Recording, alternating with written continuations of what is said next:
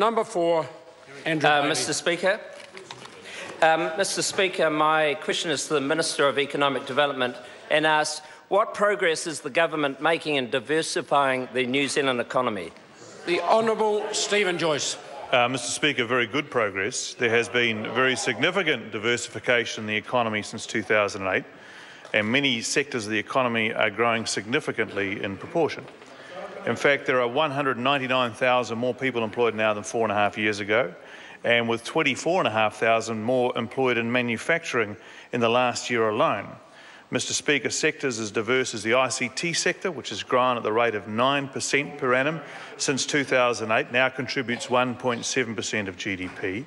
International education is now worth nearly $2.85 billion and supports more than 30,000 Kiwi jobs. The wine industry exports $1.37 billion last year, up 8.2% in 1 year. High-tech manufacturing has grown from a $139 million industry a few years ago to $1.4 billion now. The tourism industry, of course, now worth 7% of GDP. Mr. Speaker, while the dairy industry is struggling at the moment, and that will certainly have an impact on the New Zealand economy, other parts are growing strongly and helping to counteract that. Supplementary, Mr. Speaker. Supplementary question, Andrew Bailey. What is the government doing to further diversify the New Zealand economy? The Honourable Stephen Joyce. Well, Mr. Speaker, encouraging the economy to diversify and grow in different sectors is a very important part of the government's comprehensive business growth agenda. So just a few initiatives contained in the BGA, Mr. Speaker. Callaghan Innovation, we're investing more and more in research and development of New Zealand's high-tech companies to develop new products and services.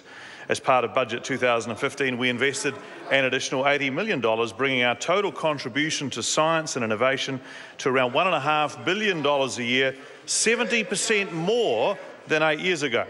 We're establishing ICT grad schools to train more young people for this industry.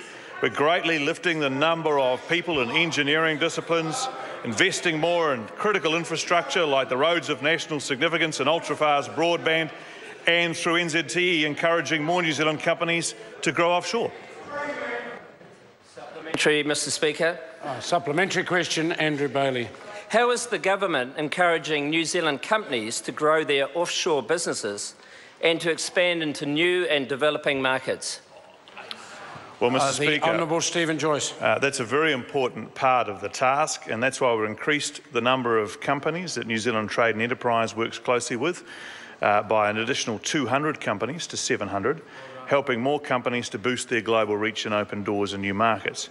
We've added new NZTE positions in countries as diverse as Colombia, Saudi Arabia, Papua New Guinea, Abu Dhabi, and increasing our presence in the Philippines, in Indonesia, Australia, the UK, Germany, the US, Spain, Chile and China, and further growing our international footprint. And NZTE are working with more New Zealand companies up and down New Zealand to make the most of the free trade agreements with Korea and also the new WTO government procurement agreement. Mr. Speaker, I appreciate the opposition doesn't like it because it doesn't fit with their lines, but their lines are rubbish. Question number 5, Andrew Little. Thank you, Mr.